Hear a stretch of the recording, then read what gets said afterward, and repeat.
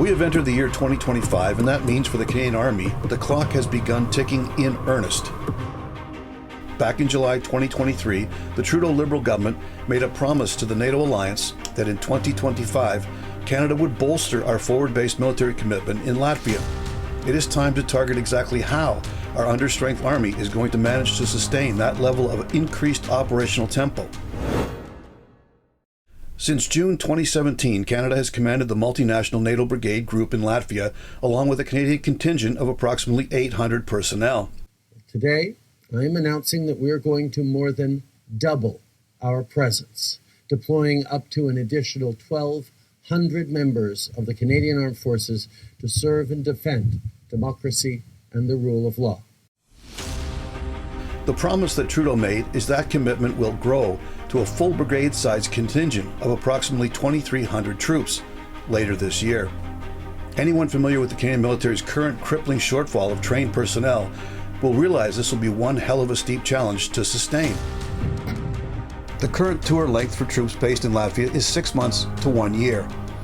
These postings are considered operational, so no spouses or dependents accompany the member. That length of separation is a challenge for most couples and families, and given the size of the Army and the scale of the commitment, our soldiers will soon be in a constant cycle of preparing for Latvia, deploying to Latvia, and returning from Latvia. There is an answer to this problem which might be considered extreme, but extreme circumstances call for creative solutions. What I propose is the rapid establishment of a Canadian Foreign Legion.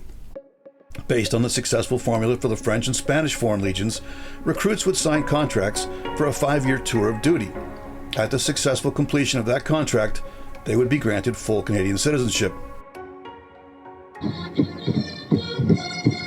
This legion would be like the Spanish Legion in that recruits would need to be 18 years of age and not be older than 29 on the day they enlist.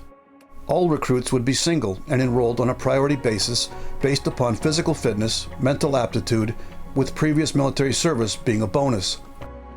This would also be true for trade skills such as medical practitioners, mechanics, and engineers.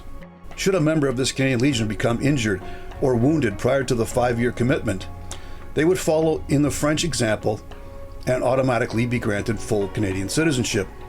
The French call it Français par le sang versé, or French through spilled blood. These Canadian Legion recruits would be trained by Canadian officers and NCOs at bases across Canada, but they would know in advance that the majority of their 5 years of service would be spent on overseas missions, such as the Brigade in Latvia or future UN peacekeeping operations. Domestic Canadian deployments could be tailored to provide assistance to civilians in the wake of natural disasters. To this end, the Canadian Foreign Legion could be heavy on the combat engineer component.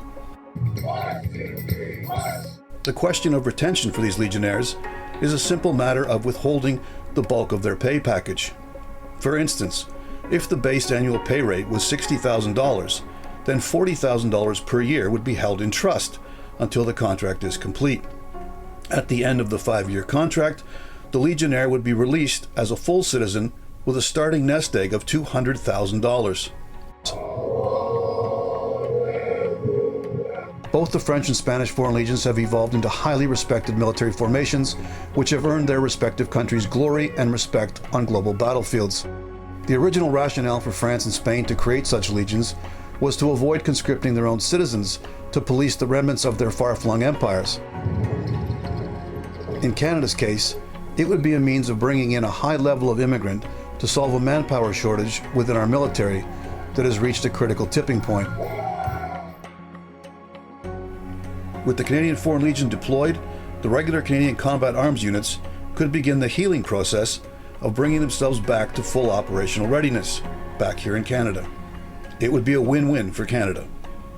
This has been On Target, and I'm Scott Taylor.